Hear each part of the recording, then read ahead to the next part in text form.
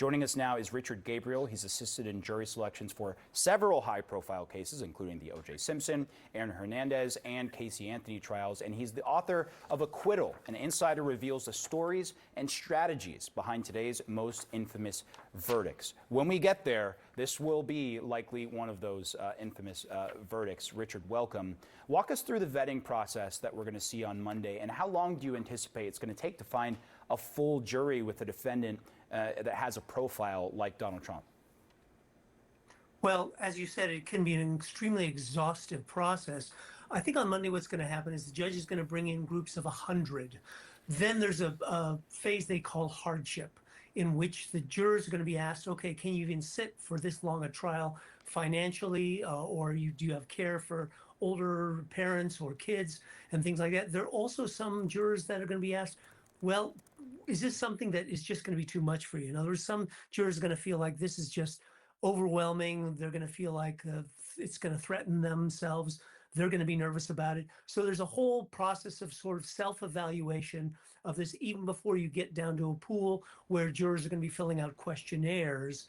And then once the jurors fill out some questionnaires, then the parties do have a time to actually discuss it with them.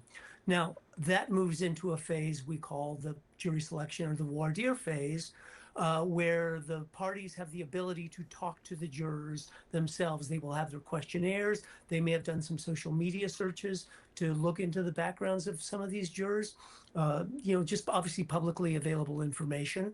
And then they get to ask those questions, those core questions about really how do you feel about Donald Trump, and talking to jurors about whether they feel they can actually be a fair and impartial juror in a case like this, where obviously everybody has very strong opinions of this. However, I will say this, the judge has indicated in some of his pretrial things that he is going to be very strict in terms of what he's going to allow the attorneys to ask the jurors, and also if he's going to be making decisions himself about whether a juror actually is what they call a cause challenge. In other words, can be excused because they really can't be fair and impartial, have too strong an opinion, or whether the attorneys can do it. Well, you mentioned that strong opinion. Look, it's hard to look beyond the politics of this case, especially for someone who was elected into office based on politics, at least the first time in 2016. And Trump's team has argued that he can't get a fair trial in Manhattan, where President Joe Biden won handily in the 2020 election. The former president addressed that concern during a press conference on Friday. Take a listen. You know, jury selection is largely luck.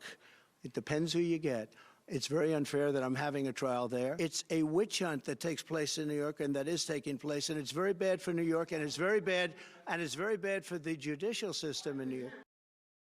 Do you agree that that's a fair argument, that it will be impossible to find impartial jurors for this case in New York, and maybe on one of his other claims that getting a good jury is just luck? Well, it's not just luck. It is luck, basically, who shows up and who ends up in the pool there. But jury selection is kind of an art and a science in terms of how you look at the jurors themselves. And there is a process by which you're really trying to study who are the people, what are the decision-making process. He is correct that in Manhattan, Manhattanites have a very long experience with Donald Trump, even beyond what most of us in the public do, having him as a president. So there's a lot that goes into discussing what their knowledge is of him, what their experiences, and what their opinions are. But that being said, a pretty remarkable thing happens when jurors get together in deliberations and a diverse group gets together. They do manage to focus on the evidence. And Donald Trump, he actually made a change of venue motion to say it should be moved out of Manhattan. He found that 60% thought he was guilty. But quite frankly, I've done a lot of high-profile cases, and 60% is actually not that bad for a lot of high-profile defendants. In Casey Anthony's case, 80 to 90% thought she was guilty, and yet she was acquitted in that case. So it's an interesting process. Now, look, I remember I covered the Kyle Rittenhouse case in 2021, and I spoke to a jury consultant there who worked on that case, but also on the O.J. Simpson case, as I know you were tied to as well. And she told me, in looking at profiles of jurors, it's looking for individuals who are going to be most receptive to whatever the evidence is that comes out at trial. So if you were helping Right. select this jury for Trump's legal team, knowing the scope of what we may be getting into here, what sort of profile would you be looking to add or looking to flag as, yes, this is a person we want on the jury?